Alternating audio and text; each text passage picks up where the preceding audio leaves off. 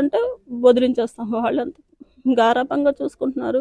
ఈ చిన్నదే కదా అని మేము సర్ది చెప్పేవారు నా కూతురికి తప్ప, వద్దమ్మా వచ్చి అని ఏ రోజు చెప్పలేదండి.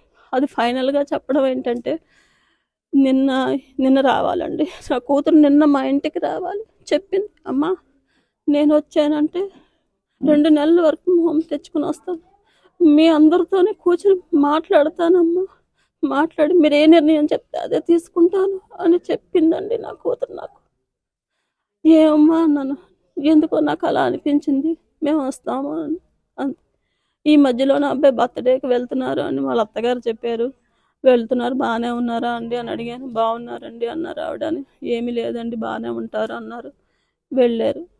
అక్కడ ఏం జరిగిందో ఏమీ వెళ్ళేటప్పుడు ఫోన్ చేసి నన్ను చూడకుండా ఒక్క నిమిషం ఉండదండి నా కూతురు. నాతో మాట్లాడకుండా తెల్లవారింది అంటే దాని ఫోనే నాకు. నా ఫోన్ చేసే ఇది లేకపోయినా అది చేసేస్తుంది. ఎక్కడున్నావు అని అడుగుతుంది. అలాంటిది చెప్పింది. అమ్మా ఇలా వెళ్తున్నాం చూడు అని చూపించింది పిల్లని దాన్ని. అత్తయ్య గారు వెళ్తున్నాం అని. అంత న్యాగ్గా అంత తెలివిగా చెప్పినప్పుడు మనం ఎలా తప్పుపడతాం అనుకున్నా. అక్కడ తీసుకెళ్ళిన తర్వాత వాడు ఇలా చేస్తాడని అనుకోలేదండి. నా కూతుర్ని వాడే చంపేశాడు. ఇది మాత్రం నేను ఎక్కడ చెప్పమన్నా చెప్తాను. వాడంత శాడిస్ట్ అండి.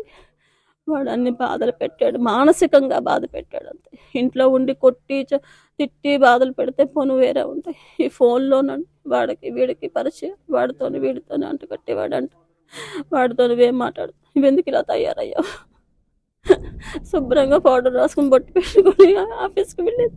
అమ్మ అలాంటివి కూడా లేకుండా చేసేస్తున్నాడు అన్నది. ఎలా వెళ్తానమ్మా ఆఫీస్‌కి నేను తయారయ్యి వెళ్ళకపోతే? లిఫ్ట్‌కి రాసుకొని వెళ్తే నేను ఇంగ్లీష్ మాట్లాడతానమ్మా. అందుకోసం రాసుకుంటాను గానీ అందం కోసం కాదనేది నా కూతురు. అలాంటి నా తల్లిని బంగారు తల్లిని పొట్టన పెట్టుకున్నాడు వాడు. నాకు న్యాయం కావాలండి. అంతకన్నా నేను ఇంకేం చెప్పలేను. ఇదే మాకు జరిగింది. నా కూతురు చెప్పింది. వచ్చి చెప్తానమ్మా మా అందరికీ అని చెప్పిందండి. మా అందరితోని మాట్లాడుతుందమ్మా.